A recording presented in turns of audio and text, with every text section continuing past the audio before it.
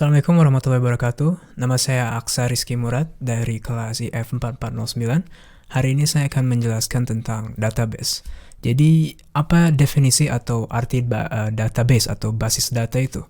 Basis data dapat definisikan atau diartikan sebagai kumpulan data yang disimpan secara sistematis di dalam komputer yang didapat diolah atau dimanipulasi menggunakan perangkat lunak atau software, program, atau aplikasi untuk menghasilkan informasi.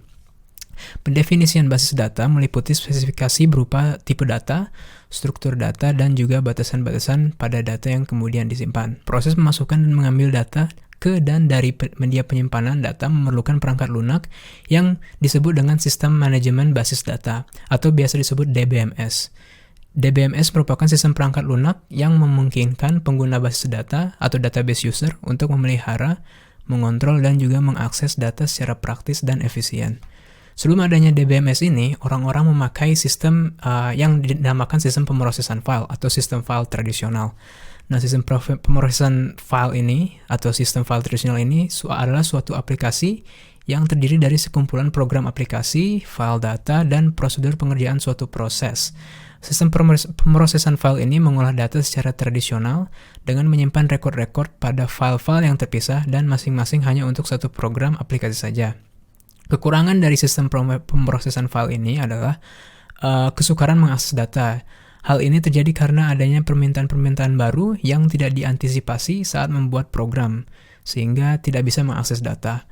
Lalu data terisolir atau terisolisasi karena program ini hanya memungkinkan satu user untuk mengakses satu database, menyebabkan data terisolasi dan kesulitan mengupdate data yang berkaitan. Lalu ada timbulnya data rangkap atau redundancy data dan ketidakkonsistensi data atau inconsistency data. Karena bisa saja file-file dan program aplikasi disusun oleh programmer yang berbeda, maka dari itu sejumlah informasi mungkin memiliki duplikasi dalam beberapa file. Lalu adanya masalah pengamanan, yaitu kurang aman, akses data pada sistem pemrosesan file hanya dapat dilakukan oleh orang-orang tertentu. Dan data ketergantungan atau dependence. Apabila terjadi kesalahan pada program aplikasi, maka data tersebut tidak dapat diakses. Beda halnya dengan DBMS. Pada DBMS, pengguna dapat mengontrol, mengakses, merawat basis data, menambah data, menghapus data, dan dengan secara praktis, aman, dan efisien. Selain itu, DBMS juga berdiri sendiri dan tidak bergantung pada yang mengakses karena struktur data dirancang untuk kebutuhan informasi, bukan berdasarkan struktur program. Program juga tidak bergantung pada data sehingga jika struktur data diubah, program tidak perlu diubah. DBMS juga dapat mengendalikan atau mengurangi duplikasi data, meningkatkan keamanan data dari orang yang tidak berwenang, mengurangi konflik antara pengguna data, meningkatkan produktivitas pemrograman, dan lain-lain.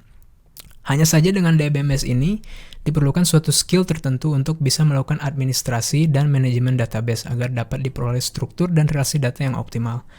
Biaya dan harga DBMS juga relatif mahal.